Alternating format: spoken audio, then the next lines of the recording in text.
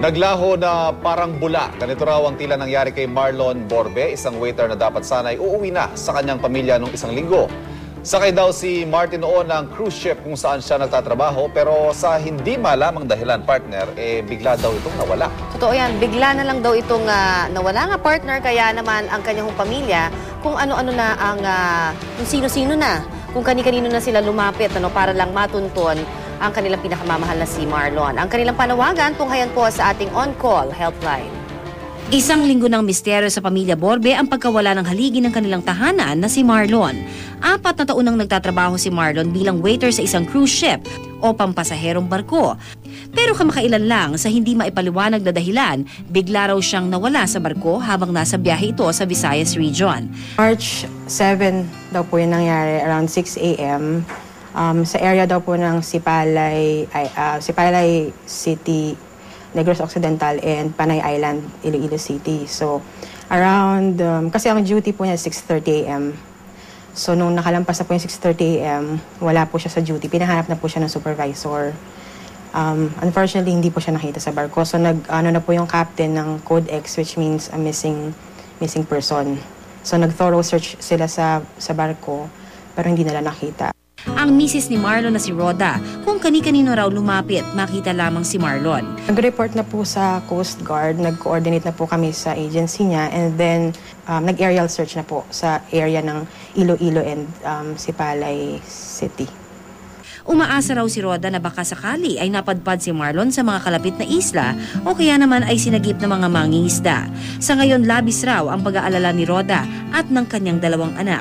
Medyo confused kasi dapat magkikita na kami ng March 8. So, tapos nangyayari to. So, medyo nako-confuse ako, umaasa na makikita pa siya. Siyempre may konting galit na hindi ko alam kung saan ko nakuha, nagtatampo. Pero mas more on nag-hope pa na nandyan pa siya, na makikita pa siya. March 5 daw nang huling nakatanggap ng text message si Rhoda mula kay Marlon at sabik na sabik rin daw sana ito na makabalik ng Pilipinas at makita ang kanyang pamilya. Dad, nasa TV ka na, so parang awa mo na, umuwi ka na, hinahanap ka na ng mga anak mo. Tinatanong ko lagi kasi ng bunso namin kung kailan ka babalik. Hindi ko alam kung anong sasagot ko. So, sana talaga nasa mabuting kalagayan ka ngayon. Inilapit ng on-call sa Philippine Coast Guard ang kaso ng pagkawala ni Marlon. Ayon sa kanila, maaring makipag-ugnayan sa kanilang tanggapan ang pamilya sa mga ganitong pagkakataon. Ilan sa tulong na maaari raw nilang gawin ay ang pagsasagawa ng rescue operation para sa nawawala.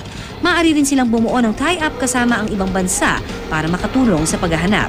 Makikipag-ugnayan din daw ang Coast Guard sa ibang shipping company para magkaroon ng pagmamasid at paghahanap sa mga kalapit na lugar.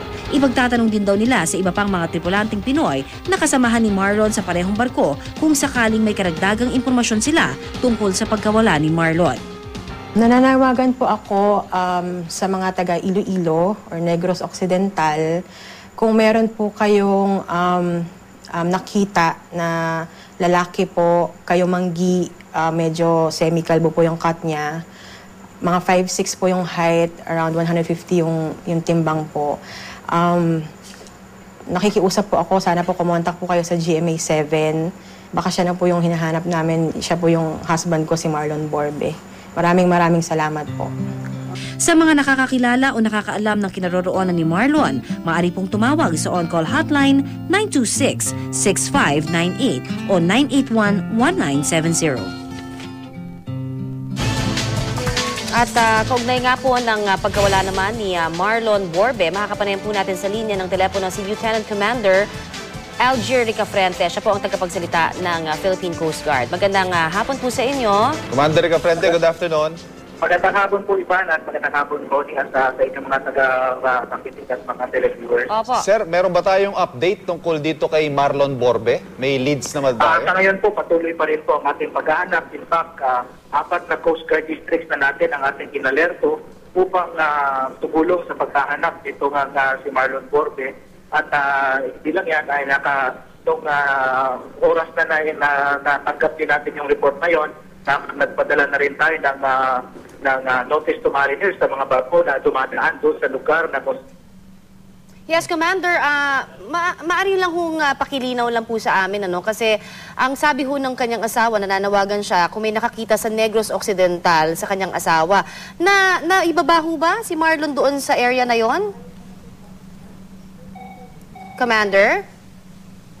Commander Rica Frente, Alright, mukhang nawala sa linya ng telepono itong susubukan si... nating i-dial muli si Commander Rica Frente. Ganon din yung tanong ko, partner. Hindi malinaw kung nakababa ba siya ng barko at nakadaong o paano bang nangyari. Hindi natin masabi. Ano? Totoo, pero ang malinaw ngayon ay may mga ginagawa ng efforts ang Philippine Coast Guard. Ano? Particular akong natuwa nung sinasabi nga nila na po pwedeng makipag-ugnayan pala yung Philippine Coast Guard sa iba-ibang mga stasyon, ano? Even sa international stations.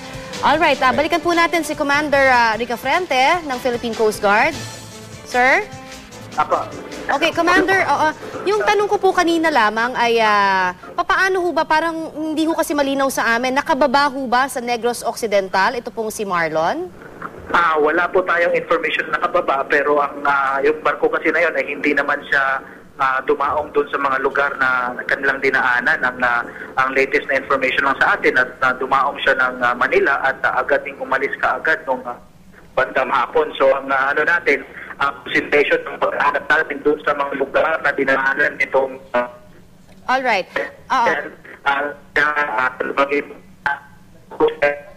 Alright, mukhang nagkakaroon tayo ng problema sa linya ng komunikasyon, ano? Pero as far as si Commander Rica Frente is concerned, ginagawa naman nila yung kanilang, kumbaga, duties para naman matulungan ang pamilya. Coast Guard districts na daw po ang naka-alerto para maghanap kay Marlon Borbe. Pipilitin po nating kausapin muli si Commander Rica Frente. Nagkakaroon lamang po tayo ng problema sa ating linya ng komunikasyon. Oo. At syempre doon sa asawa nitong si Marlon, ang panawagan din ng Philippine Coast Guard makipag-ugnayan sa kanila para sa iba pang detalye.